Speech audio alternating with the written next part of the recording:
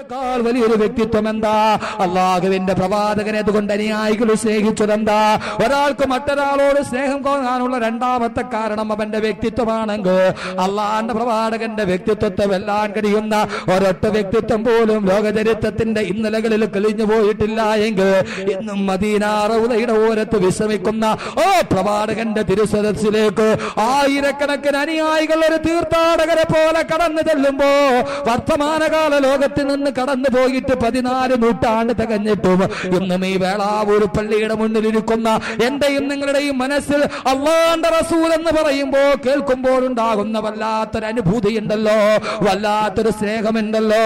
ആ പ്രവാചകന്റെ അടുക്കലേക്കൊന്ന് കടന്നു ചെല്ലാൻ, ആ പ്രവാചകന്റെ മുറ്റത്തേക്കൊന്ന് കടന്നു ചെല്ലാൻ, ആ റൗളാ ശരീഫിലൊന്ന് സലാം പറയാൻ അല്ലാഹു നമുക്ക് തൗഫീഖ് നൽകി അനുഗ്രഹിക്കുമാറാകട്ടെ.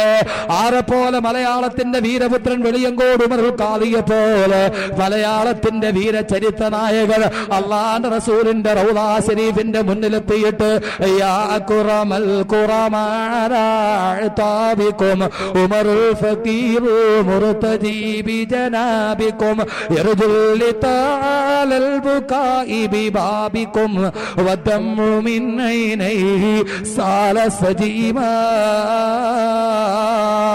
സല്ലു അലൈഹി വസല്ലിമു തസ്ലീമാ.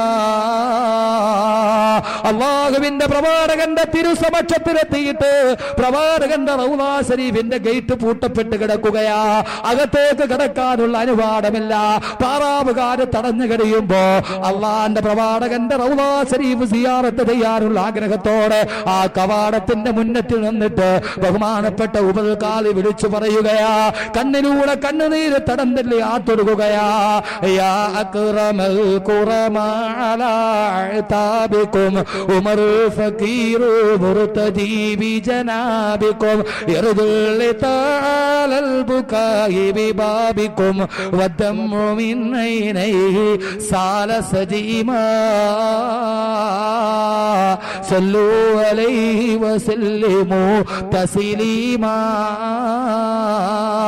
അല്ലാഹുവിന്റെ നബിയെ, പാവപ്പെട്ട ഉമറുൽ ഖാദി അങ്ങയുടെ സമക്ഷത്തിലെത്തിയിരിക്കുന്ന നബിയെ, എന്താണെന്നറിയുമോ? പാപങ്ങൾ കൊണ്ട് പങ്കിലമായ എന്റെ ശരീരവുമായി അങ്ങയുടെ മുന്നിൽ ഞാൻ എത്തിയിട്ട് അങ്ങയുടെ സിയാറത്തിന് വേണ്ടി കാത്തു നിൽക്കുന്ന നബിയേ, സഹോദരങ്ങളെ, റൗളാ ശരീഫിന്റെ ഓരത്ത് ചെന്ന് കണ്ണുനീരുകൾ സാക്ഷി നിർത്തി, അശ്രുബിന്ദുക്കൾ സാക്ഷി നിർത്തി.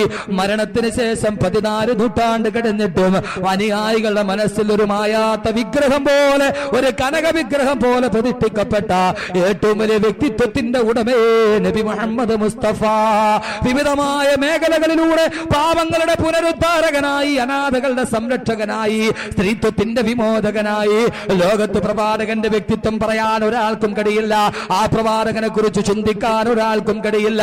അതുകൊണ്ടാണ് ഇമാം ബൂസൂരി പറഞ്ഞത്, അള്ളാന്റെ പ്രവാചകനെ കുറിച്ച് പറയാൻ എന്റെ വാക്കുകൾ ഞാൻ ഇവിടെ നിർത്തുകയാ.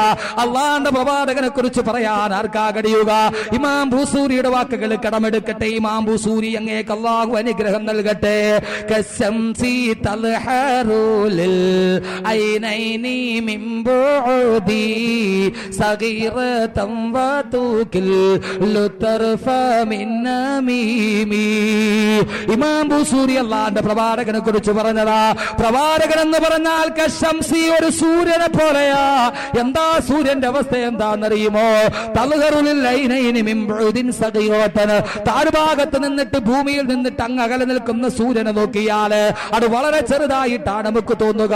ഈ ഭൂമിയിൽ നിന്ന് 14,95,97,906 കിലോമീറ്റർ അകലെ നിൽക്കുന്ന സൂര്യഗോളമുണ്ടല്ലോ. ഈ ഭൂമിയിൽ നിന്ന് നമ്മൾ നോക്കിയാൽ അതിന്റെ അവസ്ഥ എന്താ? അങ്ങകലോട്ട് നോക്കുമ്പോൾ ചെറിയൊരു പപ്പടവട്ടത്തിൽ ആ സൂര്യനെ കാണുക. അതിനെക്കുറിച്ച് നമുക്കൊന്നും അറിയാൻ കഴിയില്ല. അങ്ങകലെ നിന്ന് നോക്കിയാൽ സൂര്യനെ കുറിച്ചൊന്നും അറിയില്ല. പക്ഷയോ അതിന്റെ അടുക്കലേക്ക് ചെന്നാന്ന് കരിയാലോ ചൂട് കാരണാത്ത് കത്തിക്കരിച്ച് ഈ ആമ്പാട്ടകളെ പോലെ തകർന്നു വീടും. അള്ളാന്റെ പ്രവാചകൻ ഇങ്ങനെയാ. അങ്ങ് അകലെ നിന്ന് നോക്കിയാൽ ഒന്നും അറിയില്ല, അടുത്തോട്ട് പോയാലോ ചിന്തിക്കാൻ കഴിയുന്നതിന്റെ അപ്പുറമാ. അതുകൊണ്ടല്ലേ മലയാളത്തിന്റെ സാമൂഹ്യ പരിഷ്കാരകൻ സാക്ഷാൽ ശ്രീനാരായണ ഗുരു പോലും പറഞ്ഞു പോയത്. പ്രവാചകന്റെ വ്യക്തിത്വം കണ്ടപ്പോ ശ്രീനാരായണ ഗുരു പോലും പറഞ്ഞു പോയത്രേ, പുരുഷാകൃതി പൂണ്ട ദൈവമോ നരദിവ്യാകൃതി പൂണ്ട ധർമ്മമോ പരമേശ പവിത്ര പുത്രനോ കരുണാവാൻ നബി മുത്തുരത്നമോ. പുരുഷാകൃതി പൂണ്ട ദൈവമോ നരദിവ്യാകൃതി പൂണ്ട ധർമ്മമോ പരമേശ പവിത്ര പുത്രനോ കരുണാവാൻ നബി മുത്തുരത്നമോ. ശ്രീനാരായണ ഗുരു പറഞ്ഞു, മുഹമ്മദ് ആരാണ് സല്ലല്ലാഹു അലൈഹി വസല്ലം? പുരുഷാകൃതി പൂണ്ട ദൈവമാണോ? ദൈവം ഒരു പുരുഷന്റെ ആകൃതി പൂണ്ട് ആകാശത്ത് നിന്ന് ഈ ഭൂമിയിലേക്ക് വന്നതാണോ? അതല്ല നരദിവ്യാകൃതി പൂണ്ട ധർമ്മമോ? നരൻ ഒരു ദിവ്യത്തിന്റെ ആകൃതി പൂണ്ടിട്ട് വന്ന ധർമ്മം ഒരു നരന്റെ ആകൃതിയിൽ വന്നിറങ്ങിയതാണോ? അതല്ല പരമേശ പവിത്ര പുത്രനോ? ഇത് ഇസ്ലാമിക സങ്കല്പത്തിനെതിരാണെങ്കിലും അദ്ദേഹത്തിന്റെ വാക്കുകളിൽ പറയട്ടെ, പരമേശ പവിത്ര പുത്രനോ? ഇത് സാക്ഷാൽ പരമേശ്വരന്റെ പവിത്രനായ പുത്രനാണോ? ഇസ്ലാമിക നിയമത്തിനെതിരാണെങ്കിലും അദ്ദേഹം തന്റെ ദർശനത്തിന്റെ അടിയിൽ വെച്ചുകൊണ്ട് അദ്ദേഹം പറയുന്നു, ഇത് സാക്ഷാൽ പരമേശ്വര ഭഗവാന്റെ പുത്രനോ? അതല്ല കരുണാവാൻ നബി മുത്തുരത്നമോ? കരുണാവാൻ നബി മുത്തുരത്നമോ? ഈ നബി ഒരു മുത്തുരത്നമാണോ? ഈ നബി ഒരു വല്ലാത്ത വൈഡൂര്യമാണോ? ശബീഹുക്ക ബദറുല്ലൈലി വല്ലന്ത അൻവറൂ വവജുഹുക മിൻ നൂറിൽ മലാഅത്തി അസ്ഹറൂ.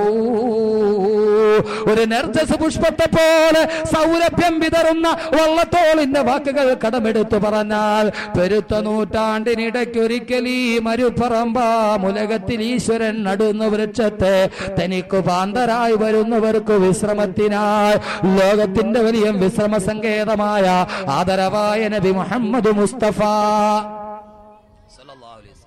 അള്ളാഹുവിന്റെ പ്രവാചകന്റെ വ്യക്തിത്വം, അതിനെക്കുറിച്ച് പറയാൻ നമുക്ക് കഴിയില്ല. ഇമാം ബൂസൂരി, അള്ളാഹു അങ്ങേക്ക് അനുഗ്രഹം ചെയ്യട്ടെ, ഇമാം ബൂസൂരി പറഞ്ഞതാണ് കറക്റ്റ്. സൂര്യനെ പോലെയാ പ്രവാചകൻ. അകലെ നിന്ന് നോക്കിയാൽ ഒന്നും അറിയില്ല, അടുത്തോട്ട് പോകാമെന്ന് വിചാരിച്ചാലോ ചെല്ലാനും കഴിയില്ല, കത്തിക്കരിച്ച് ചാമ്പലായി പോകും. അത്രയും അനുപമമായ വ്യക്തിത്വം. അള്ളാഹുവിന്റെ പ്രവാചകന്റെ ശഫാഅത്തോടെ സ്വർഗത്തിലേക്ക് എത്താൻ അള്ളാഹു സുബ്ഹാനഹു വ തആല തൗഫീഖ് നൽകി അനുഗ്രഹിക്കുമാറാകട്ടെ. രക്ഷയുടെ മാർഗത്തിന്റെ രണ്ടാമത്തെ നിബന്ധന വസുന്നത്ത റസൂലിഹി, ഈ പ്രവാചകന്റെ സുന്നത്ത് ഉണ്ടാവുക. ഈ പ്രവാചകന്റെ സുന്നത്ത് കദം കദം സുന്നത്തെ റസൂൽ पर चलो मिलेंगी जन्नत की रिजर्वेशन. കദം കദം സുന്നത്തെ റസൂൽ पर चलो. ഓരോ കാലടിയും അള്ളാഹുവിന്റെ പ്രവാചകന്റെ സുന്നത്തിലൂടെ, ഈ പ്രവാചകന്റെ ഈ വ്യക്തിത്വം, അള്ളാഹുവിന്റെ പ്രവാചകന്റെ സുന്നത്ത് നമ്മുടെ ജീവിതത്തിൽ ഉണ്ടാവുക. ഇനി സ്നേഹിക്കാനുള്ള മറ്റൊരു മാനദണ്ഡം ഏതാ? ധീരത. അതുകൂടി പറഞ്ഞിട്ട് ബാക്കി ഭാഗം പറയാം. ധൈര്യം. അള്ളാഹുവിന്റെ പ്രവാചകനേക്കാൾ വലിയ ധൈര്യം ആർക്കാവുള്ളത്? ഒരു രാത്രിയിൽ മക്ക രാജ്യത്തിൽ ഒരു വല്ലാത്ത ദിഗന്ധം നടുക്കുന്ന ശബ്ദ കോലാഹലമുണ്ടായി. അബൂജഹലടക്കമുള്ള ആളുകൾ വീടിന്റെ ഉള്ളിൽ കഥകടച്ച് പേടിച്ചു വിറച്ചിരുന്നപ്പോ അള്ളാന്റെ റസൂല് തന്റെ പടക്കുതിരയുടെ മുകളിൽ കയറി ചുറ്റി നടന്നു നോക്കി എന്താണ് സംഭവം. ലോകത്തിലെ ഏറ്റവും ധീരനായ പ്രവാചകനാണ് ബഹുമാനപ്പെട്ട മൂസാ നബി അലൈഹി സ്വലാത്തു വസ്സലാം. മൂസാ നബി വല്ലാത്ത ധീരതയുടെ നല്ല അധികായനായ മനുഷ്യനാണ് മൂസാ നബി. എന്ന് പറഞ്ഞാൽ ഒറ്റയടിക്ക് ഒരാളെ കൊന്ന ആളാ. ഫവക്കസഹു മൂസ ഫഖളാ അലൈഹി. ഫവക്കസഹു മൂസ, മൂസാ നബി ഒരാൾക്ക് ഒരൊറ്റ അടി കൊടുത്തു. ഫഖളാ അലൈഹി, അവൻ മരിച്ചുപോയി. അത്രയും വലിയ നല്ല തണ്ടും തടിയുള്ള ആളാണ് ആര്? ബഹുമാനപ്പെട്ട മൂസാ നബി. നല്ല തണ്ടും തടിയുള്ള ആൾ. മൂസാ നബി ഏറ്റവും വലിയ ധീരനായ പ്രവാചകനാണ്. ഒരൊറ്റ അടിക്ക് ഒരാളെ കൊന്ന ആളാ മൂസാ നബി അലൈഹി സ്വലാത്തു വസ്സലാം.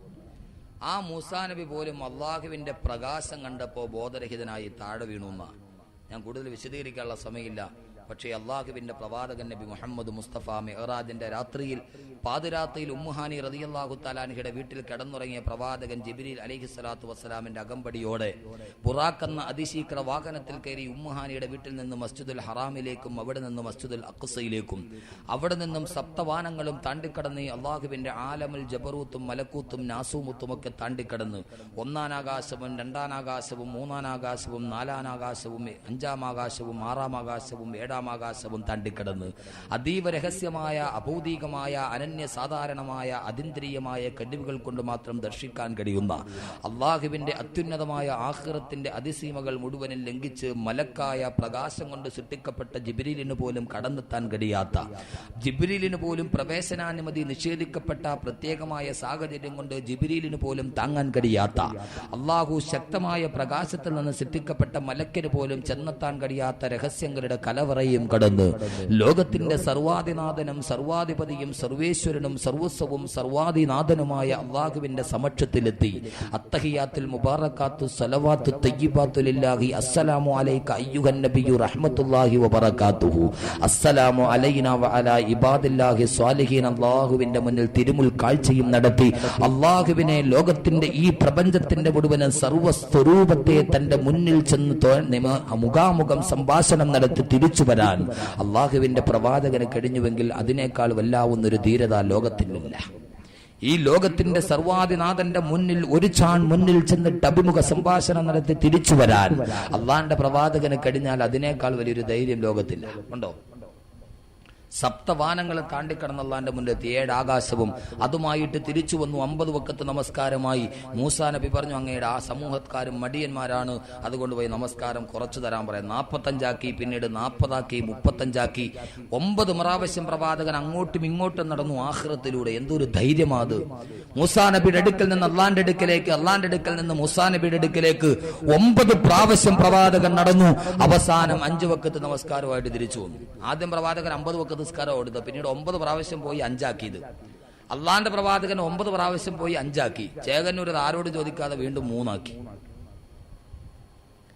അള്ളാന്റെ പ്രവാചകൻ 5 ആക്കി കൊടുത്തു. ചേകന്നൂർ എന്ത് ചെയ്തു? അതിനെ വീണ്ടും 3 ആക്കി. അതുകൊണ്ട് എന്ത് പറ്റി? JCB മുസ്ലിയാർ അസ്ഥി പോലും കിട്ടിയില്ല. JCB മുസ്ലിയാർ അറിഞ്ഞൂടെ? ചേകന്നൂര് JCB ഇങ്ങോട്ട് തോണ്ടിയിട്ട് ഇതുവരെ കിട്ടിയിട്ടില്ല. ഒരു 10-12 വർഷം മുമ്പ് വാതിന് പോകാതെ ഇതുവരെ തിരിച്ചു വന്നിട്ടില്ല. എന്തോ ഒരു വാദമായിരിക്കും അത്.